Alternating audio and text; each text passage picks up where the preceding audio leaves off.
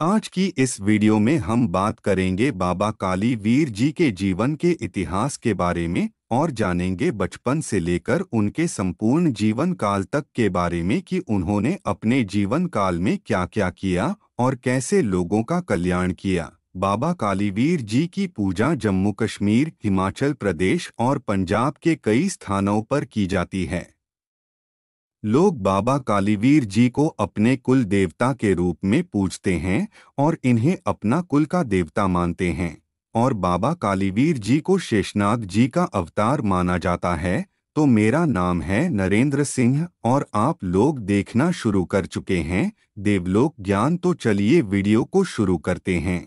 सबसे पहले जानते हैं बाबा कालीवीर जी का जन्म का रहस्य और बचपन। बाबा कालीवीर जी के माताजी का नाम केशरी था, जिन्हें माता काशला के नाम से भी जाना जाता था। बाबा कालीवीर जी के पिताजी का नाम राजा ईशर था, जिनकी शादी होने के उपरांत इनको कोई संतान प्राप्त नहीं हुई, इसलिए माता काशला जी ने कई वर्षों तक तपस्या की, परंतु इसके उपरांत भी उनको कोई संतान की प्राप्ति नहीं हुई। अंत उन्होंने गुरु गोरखनाथ जी की आराधना की और गुरु गोरखनाथ जी उनकी तपस्या से खुश होकर वहां पर आए और उन्हें एक पुत्र होने का वरदान दिया। इसके बाद गुरु गोरखनाथ जी वहां से चले गए।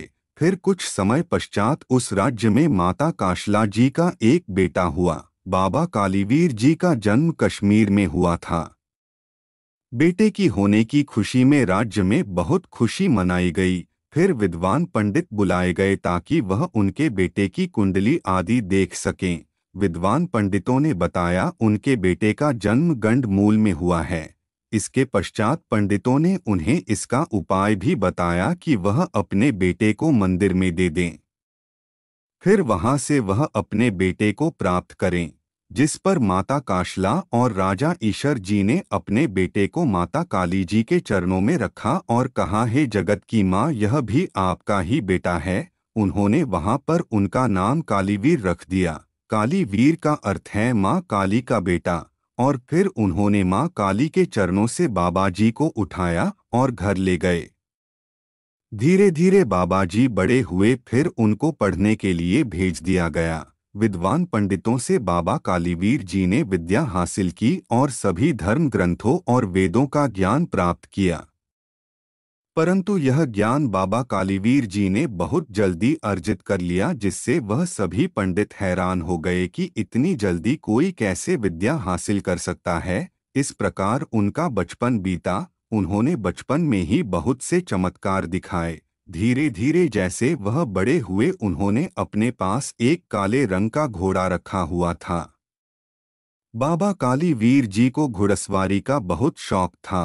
बाबा जी काले वस्त्र धारण करते थे और सिर पर सुनहरे 5 रंगों से बनी हुई पगड़ी को धारण करते थे, जिस पर नाग बना हुआ था। बाबा जी का घोड़ा बहुत तेज रफ्तार में दौड़ता था, जैसे वह हवा से बातें कर रहा हो। बाबा जी अपने साथ एक तलवार रखते थे।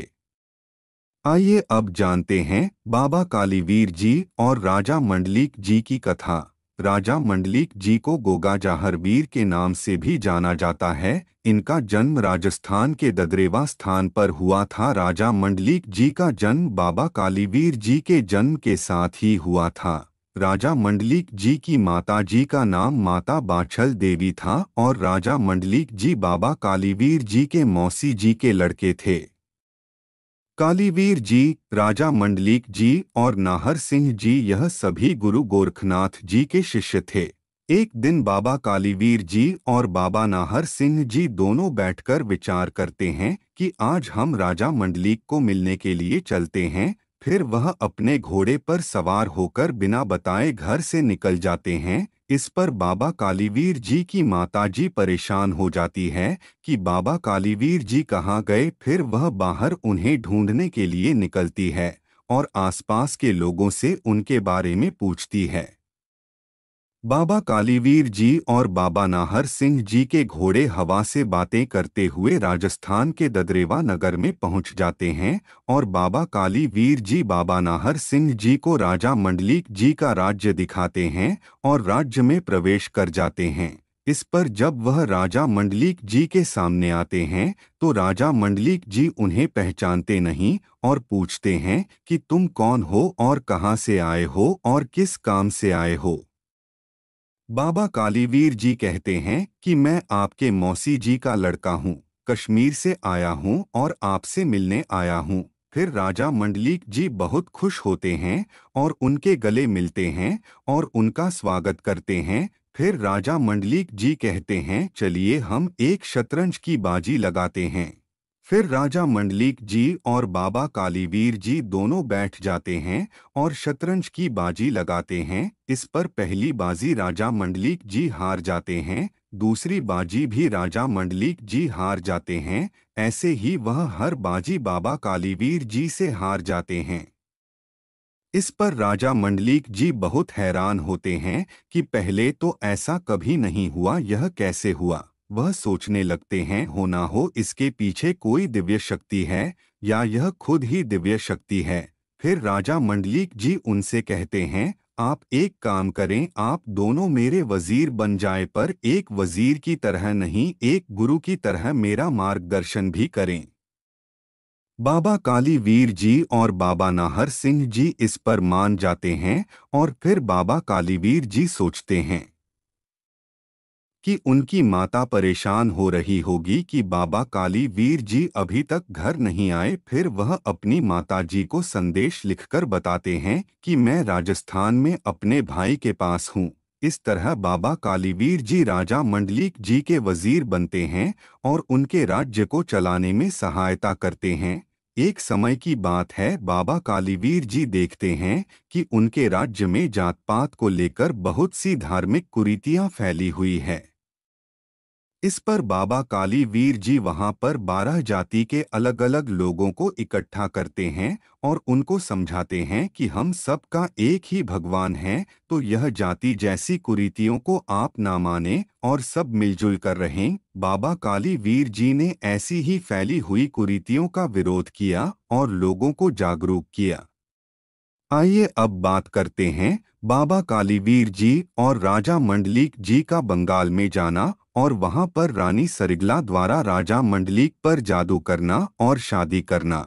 एक दिन बाबा कालीवीर जी और राजा मंडलीक सोचते हैं कि उन्होंने अपना राज्य तो बहुत घुमा है, आज कहीं बाहर घूमने चलते हैं। इसी पर राजा मंडलीक जी अपने नीले घोड़े पर और बाबा कालीवीर अपने काले घोड़े पर सवार होके हवा से बातें करते हुए बंगाल की तरफ निकल जाते हैं। बहुत समय बाद जब वह बंगाल प्रदेश में पहुंचते हैं तो वहां एक बाग में विश्राम करने के लिए रुक जाते हैं। राजा मंडलीक जी उस बाग में वृक्ष के नीचे सो जाते हैं और बाबा कालीवीर जी उनके साथ वहां पर बैठ जाते हैं। थोड़ी देर वहां पर बंगाल प्रदेश की रानी, जिनका नाम रानी सरिगला था, अपनी सहेलियों के साथ आती है और राजा मंडलीक जी को सोया हुआ देखकर बाबा कालीवीर को पूछती है कि आप लोग कौन हैं और मेरे बाग में बिना बताए क्या कर रहे हैं। बाबा कालीवीर जी रानी सरिगला को कहते हैं कि यह राज्य के राजा है और मैं इनका वजीर हूँ, हम यहाँ पर घूमने के लिए आए हैं। और जैसे ही रानी सरिगला राजा मंडलीक के पास खड़ी होती है, राजा मंडलीक जी को होश आ जाती है और उनको रानी को देखते ही प्यार हो जाता है। फिर राजा मंडलीक जी शादी करने की शर्त पर रानी सरिगला के साथ शतरंज खेलते हैं और जिस पर राजा मंडलीक जीत जाते हैं। फिर रानी सरिगला जी के पिताजी को सारी बात पता चलती है, वह विवाह की तारीख निकलवाते हैं। विवाह की तारीख आने पर राजा मंडलीक जी पूरी बारात के साथ निकलते हैं, जिसमें गुरु गोरखनाथ जी और 500 लोग थे। रास्ते में बारात थक जाती है और उनको भूख लगती है, जिस पर बाबा कालीवीर जी और राजा मंडलीक जी खाने की व्यवस्था करने के लिए जंगल में चले जाते हैं और रास्ते में हिरण दिखते हैं, जिसको देखकर राजा मंडलीक जी मोहित हो जाते हैं और उनके पीछे चले जाते हैं और बाबा कालीवीर जी से अलग हो जाते हैं। बाबा कालीवीर जी वापस आकर सारी बात गुरु गोरखनाथ जी को बताते हैं। फिर गुरु गोरखनाथ जी सारी बारात को वापस जाने के लिए कहते हैं और सभी वापस चले जाते हैं। वह हिरण भी रानी सरिगला जी ने जादू द्वारा बनाए थे।